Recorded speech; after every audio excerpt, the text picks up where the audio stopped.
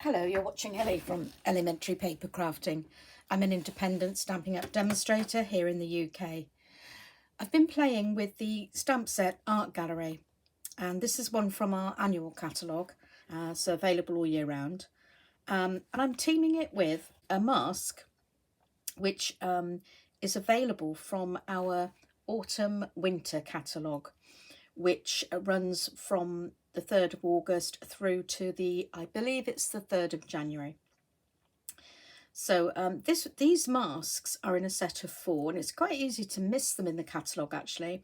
But if you're interested, they're on page 8. And what I'm going to do is put a link to the downloads of the catalogues in the description box below, so that if you want to have a quick look and you didn't want a paper copy, you can look at them there. Okay, so let's start and show you how I made my card. The Art Gallery stamp set is one that has several layers of stamping to help build up the flower petals and stamens, etc. So I'm starting with Daffodil Delight, which is my lightest colour, and the background stamp of the flower, which is the one with the least detail. So I'm just using a little stamping spot here of the Daffodil Delight. And when you're using a stamp that's larger than the stamp pad, it's easier to actually use the pad on top of the stamp like this to make sure that you do give good coverage. So I'm popping the second image down in a diagonal position, bottom right there, and I'm coming in with the next stamp, which has slightly more detail to it, and I'm going to use a darker shade of yellow moving towards orange, which is the Mango Melody. So just popping that on the top of the first stamp, and it's easy to position these because both the photopolymer stamp and the acrylic block are see-through, so you can just look over the top of it and get that in the right place. It's not crucial that they line up exactly, because if you look at flowers, they're always slightly different. Each one is slightly different, so don't get hung up on being really exact. So I'm now taking Calypso Coral and the next stamp down, and this one I'm placing towards the centre of my stamped image there. That brings us a lovely new dimension to our flower. The last stamp I'm going to use is the smallest one there, and to me that looks like the stamens. So I'm going to use cinnamon cider to bring those out. Reminds me of the stamens in a lily. So they go on, and I think you'll agree that that really makes this flower pop. So I'm just going to move that to one side, and I'm bringing in a piece of basic white cardstock, and again I'm going to stamp the flower in exactly the same way, beginning with the Daffodil Delight on the stamp with the least detail. The reason I'm stamping onto basic white cardstock this time is because I'm going to cut this image out later, and I'm going to mount it onto some dimensionals to give more of a 3D kind of impression. So in I come with the next layer now, and then I'm going to get the third layer and the Calypso Coral ink and build this up in exactly the same way. And finally my last layer, cinnamon cider, the stamen type stamp, and popping that down. So I'm now going to bring in the stem and leaf stamp, and for this I'm going to be using Pear Pizzazz ink. And again, positioning the stem and leaf is very easy. As you'll see, I can look down over the block and just make sure that the top of the stem is exactly under the flower. And I'm just turning the stamp round to make it come to the right angle for me and stamping it down.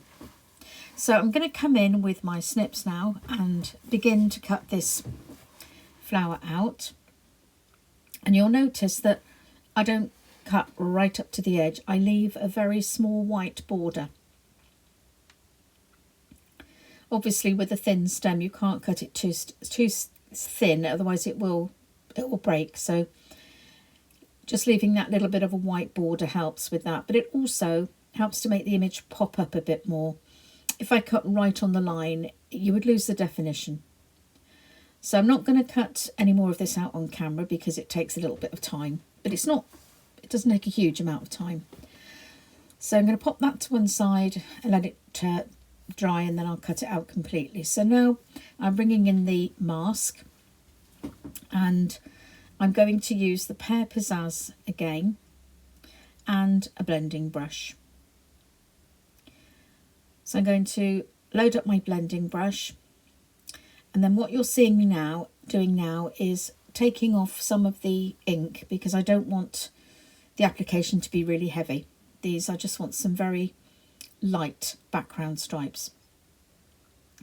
So I start off by actually brushing in the top right hand corner, and I go against the stripe, and I pick it up and look and realise that that wasn't a good idea because I'm getting too harsh a line. So I carry on now by moving and brushing down with the stripe in the same direction, and I prefer that effect. Now you'll see me turning the mask and brushing in different directions, and you will see that I'm not doing the whole background at the same time. I'm moving it round the card and I'm turning it so that I'm going to get a kind of diagonal stripe effect in places. I don't want it to come across the top of the flower. I want it to be around the flowers, and that's why I stamped first, so that I could make sure I didn't obliterate them with the stripes. So it's at this point that I realise I'm not really loving this. I'm really not feeling it, and I'm thinking I need to do something else with this because I'm not sure how it's going to work out. So I look for something else and I find Forever Fern. And when I open the stamp set, I realise that I've already cut out some of the leaf shapes, and then I've spotted the little dots there, and I'm thinking, yes, now dottage always helps. So I'm having a look in my little bag there, and I always keep my cutouts in here so that I can quickly find something else if I need it. I'm looking for the right kind of thing to go with what I've stamped, and I've decided that leaf will be rather nice, and this cluster that's coming up now. And these are cut from Pear Pizzazz after being stamped with Pear Pizzazz ink. So I'm just moving things around here and thinking about how I'm going to do this design. So I'm deciding to first of all go with stamping the dots. And I'm going to use cinnamon cider for this. So just deciding where I'm going to start to stamp with this, and put one up there. And as soon as I do this, I think, yeah, I'm liking it now. Sometimes you start and it looks like it's going horribly wrong. But trust the process, go with it, and you'll find it just needed something else. Those dots kind of like somehow bring it together. So now I've brought in a basic white card base, and that's an A5 size. And I've also taken a piece of cinnamon cider cardstock. I've cut it down so that it's 1/4 of an inch smaller than my card base, which is and it's 1/4 of an inch larger than the cardstock that I've stamped on, so that when I stick this down using our Tombow multi-purpose glue, you'll see that I leave 1/8 of an inch border of that cinnamon cider cardstock all the way round. By the way, you can see I've gutted it, so that way I've got less bulk in my card, and I've got a piece of cardstock left over to use for something else. So after I've smoothed it out, made sure I've got that nice border all the way around, I'm going to pop it onto my card. Now you see I've got a smudge of ink there. So what I've chosen to do is, instead of turning it over and using it as the back of my card where you would still see the smudge of ink, I'm going to stick my stamped image over the top of that smudge, so no one will ever know it was there. Again, I'm just wiggling this about a little bit, which is the beauty of the wet glue, till I get the desirable border all the way around. Smoothing all the glue out there. So now I'm taking my flower and leaves that have previously been cut out and just moving them around a bit to see where I think they will look best on my card, and trying to fan out the leaves and decide what to do. And I think I've got what I want now. So bringing in the dimensionals, I'm going to pop those on the back of my flower. I just want a few nearer the centre of the flower to give it a kind of domed effect, and as you can see, 3 on the flower and 1 each on the leaves is plenty. And just bringing off the backing there, that little one there's a bit stubborn. So popping that down in a sort of slightly slanted angle, and then I'm going to just take the flatness off these leaves. Where they've been stored, they're really flat, so I'm just bringing up a little. It won't get an awful lot of dimension, but it'll just make it slightly better, because I'm just going to use my Tombow multi-purpose glue there, so these will lie flat. So I'm just putting the stems together at the bottom and putting them in a sort of pleasing fanned out kind of design there. So that's the card base all finished there.